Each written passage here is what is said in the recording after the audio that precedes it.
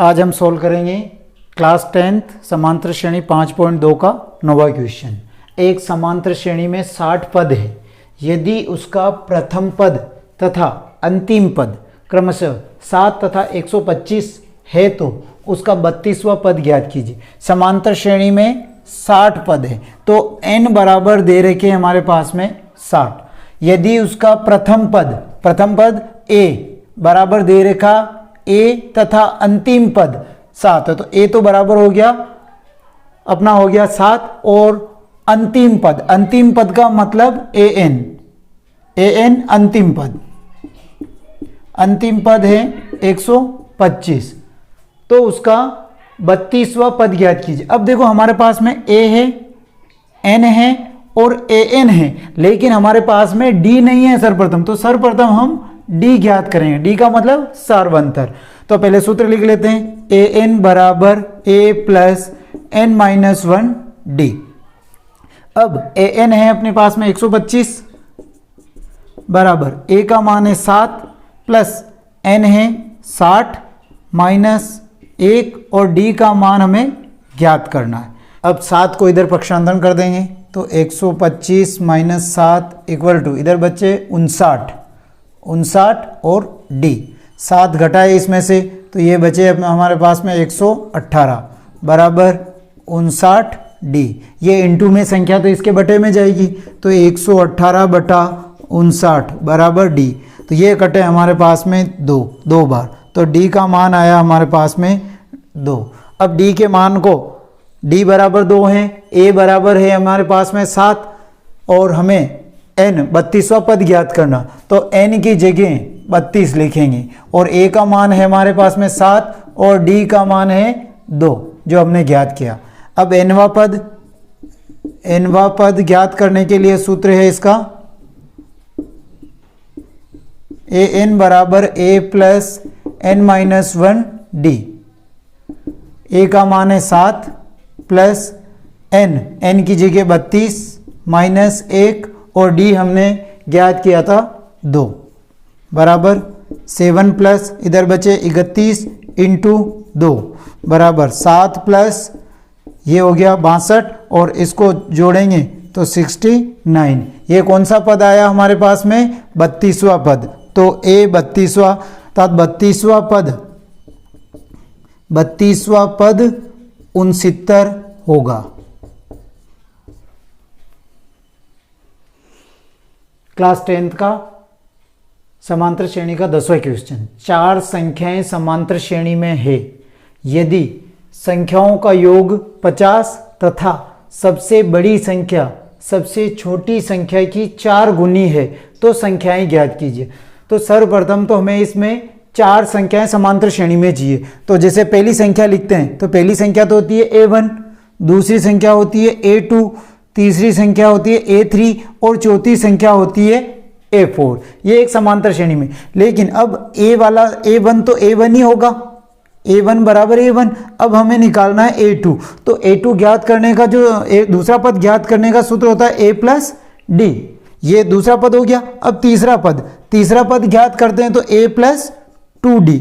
ये तीसरा पद हो गया और चौथा पद ज्ञात करने का सूत्र होता है a प्लस 3d। अब हमारे पास में AP बनी है। अगर इसकी AP बनाते हैं 4 संख्याओं का तो पहला पद तो हो गया a, दूसरा पद हो गया a प्लस d और तीसरा हो गया a प्लस 2d और चौथा पद हो गया हमारे पास में a प्लस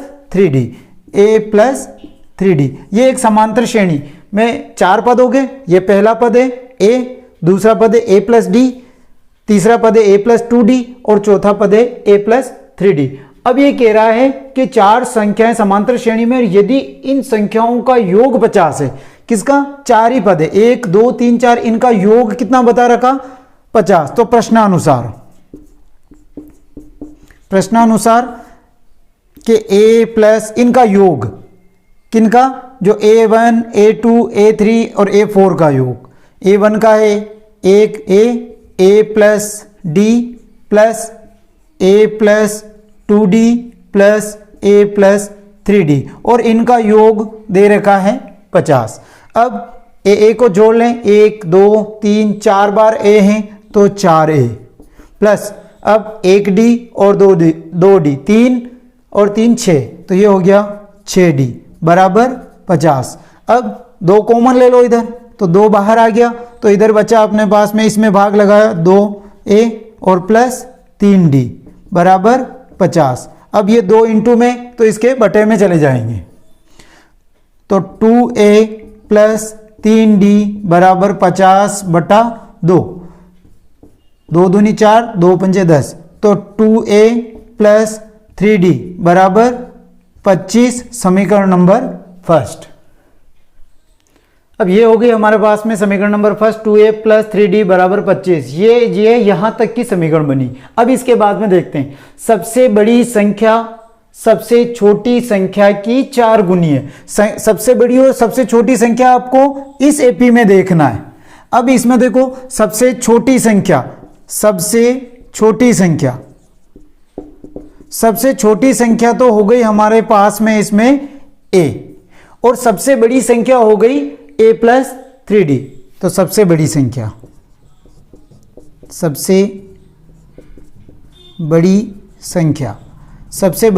है A प्लस 3D। अब प्रश्न में कह रहा है कि सबसे बड़ी संख्या क्या हो गई हमारे पास में A प्लस 3D। सबसे बड़ी संख्या सबसे छोटी संख्या की 4 गुनी है, तो बराबर सबसे छोटी संख्या क्या है A इंटू इसका 4 गुना A हो गया। अब A प्लस 3D बराबर 4 को A से गुणा करेंगे 4A।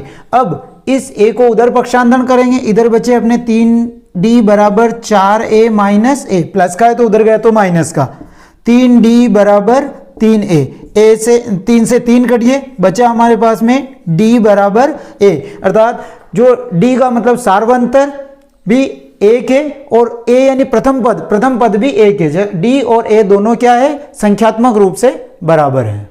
D बराबर A हमने प्राप्त किया। अब D के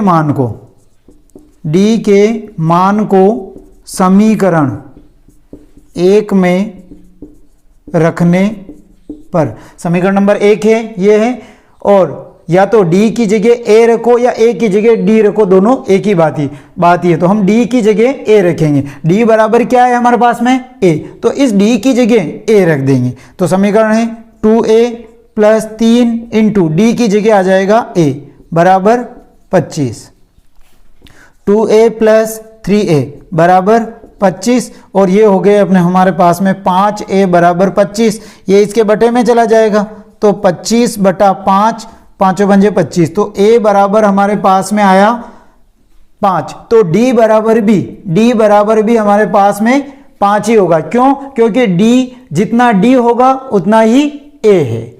A बराबर 5 आया और D बराबर भी 5। हमें अब इसके पहला, दूसरा, तीसरा और चौथा 4 पद निकालने। अब हमारे पास में A1 तो हो गया हमारे पास में 5, फर्स्ट तो ये हो गया।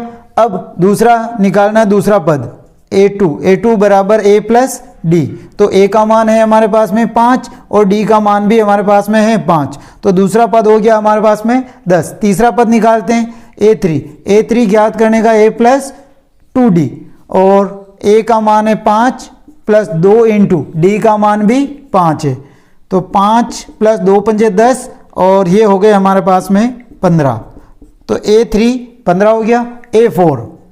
A4 बराबर A प्लस 3D, तो A का मान है 5 प्लस 3 इंटू D का मान है 5, तो 5 प्लस 15, और ये हो गया हमारे पास में 20, तो चौथा पद हो गया हमारे पास में 20। अब इसकी AP निकालनी, तो AP प्रथम पद हो गया 5, दूसरा हो गया 10, तीसरा 15 और चौथा 20, ये हमें ज्ञात करना था।